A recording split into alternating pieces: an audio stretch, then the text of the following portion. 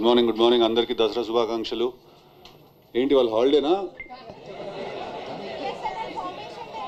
అదే బట్ జనరల్గా ఆఫీస్కి హాలిడేనా ఇవాళ? దసరా లేదా? నాకు తెలుసు ఉండవు. ఫస్ట్లీ ఇవాళ నన్ను ఇక్కడికి ఇన్వైట్ చేసినందుకు సీజీఎం రత్నకుమార్ గారికి, రవి గారికి and to the entire staff of BSNL thank you very very much. BSNL ఎప్పుడూ స్పెషల్గానే ఉండిపోతుంది లైఫ్లో నాకు. ఎందుకంటే మా ఫాదర్ ఆల్మోస్ట్ 38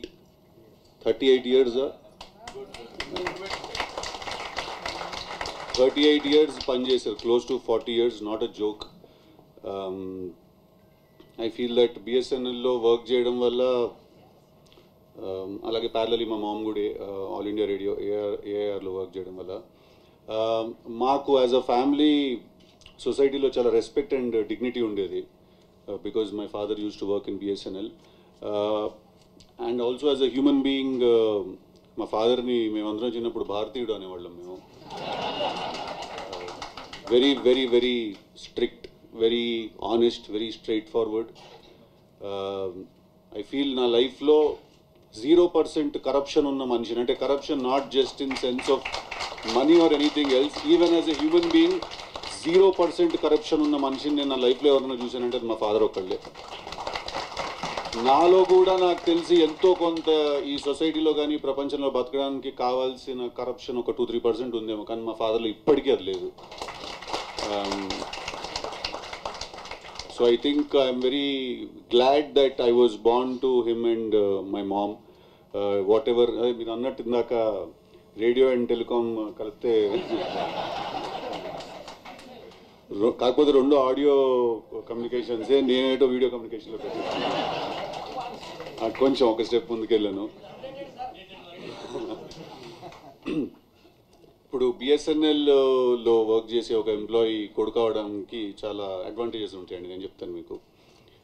ఇప్పుడు మన స్కూల్లో కానీ ఎక్కడైనా కానీ మనకు ఒక టీచర్ ఉంటారు, వాళ్ళకి ఏదో ఒక ఫోన్ పనిచేయదు ఒకరోజు ఇంట్లో.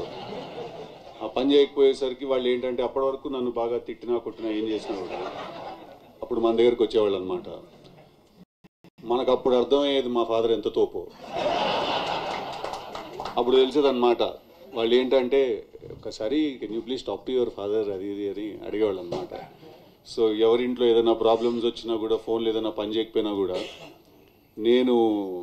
నా దగ్గరికి వాళ్ళందరూ వచ్చేవాళ్ళు అనమాట.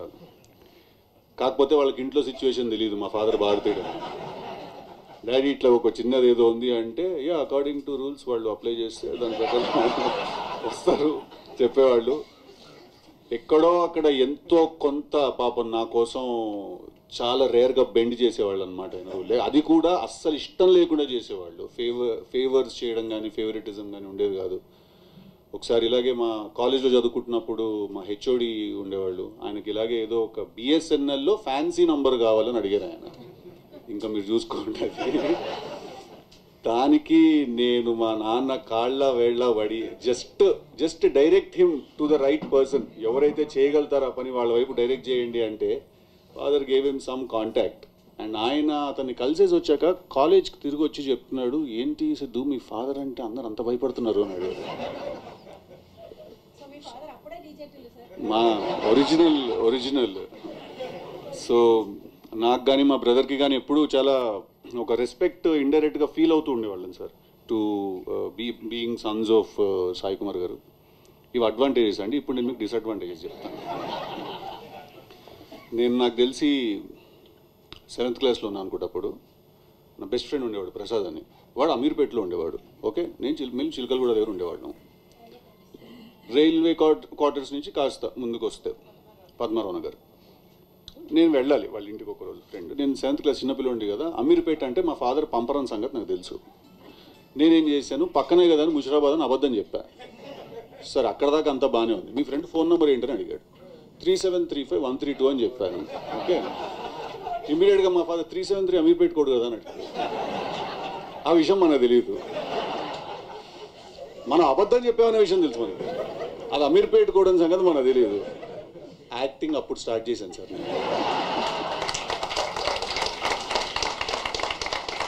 అవునా అమీర్పేట అదేంటి వాడు ముషిరాబాద్ అని చెప్పాడే అంటే మా డాడీ బిడ్డ చాలా చూసాం కూర్చోని. అట్లాగే స్కూల్ నుంచి ఎవరైనా మ్యాథ్స్లో మనం ఎప్పుడు ఫెయిల్ అనమాట, ఎప్పుడు లెక్కల్లో ఎడ్జ్ మీద ఉండేవాళ్ళం అనమాట ఎప్పుడు. అంటే పాస్ అవ్వడానికి ఎంత అవసరం ఎగ్జాక్ట్లీ అంతే వచ్చేవి. సో మా టీచర్ ఎప్పుడు ఫోన్ చేసి ఇంటికి చెప్పేస్తుందేమో అని చెప్పి నేను ఒకసారి పైకి వెళ్ళి బిల్డింగ్ మీద, మల్కాజ్గిరి ఇంట్లో, నీకు తెలియదు ఇది, పైకి వెళ్ళి బిల్డింగ్ మీద వైర్ కట్ చేశాను నేను ల్యాండ్లైన్ రోజుల్లో. అతను ఎవరో వచ్చారు ఫిక్స్ చేయడానికి, వచ్చి బా ఎవడో కోసినట్టే ఉంది సార్ ఇదైతే. ఇట్లాంటి డిసడ్వాంటేజెస్ కూడా చాలా ఉండేవి. But I think on a more serious note I feel that మా ఫాదర్కి ఒక 38 years కెరియర్లో మా ఫాదర్కి ఉన్న డిసిప్లిన్ కానీ ఆనెస్టీ కానీ అవన్నీ కూడా ఎక్కడో నేను ఇంబైబ్ చేసుకున్నాను through his gene. So thank you for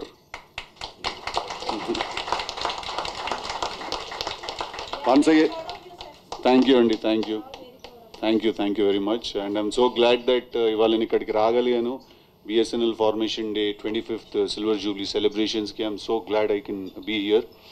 I think BSNL will always remain that one network that is consistently there in every nook and corner of the country.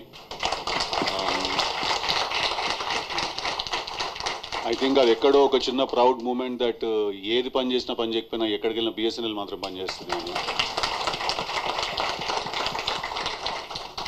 Consistently concentrating on substance and how to provide great network and first connection and communication to the entire country. And I think Father Chepnattu Monna Narendra Modi garu also sorry andi Swadeshi 4G ni inaugurate cheyadam jarigindi. So I think it's the hard work of everyone who's here and through Telangana, through Andhra Pradesh and through the country as a big network. And thank you again CGM gariki, Ratnakumar gariki and the entire staff for having me here andi. Thank you, all the very best. Andarki happy Dasara, andarki happy Deepavali. Thank you andi. ఇంకా ఇక్కడ దాకా వచ్చాను కాబట్టి promotion ఉంటుంది blood లోపల కొంచెం, దాన్ని నేను చేయలేను. October 17th తెలుసు కదా నువ్వు సినిమా రిలీజ్ అవుతుంది.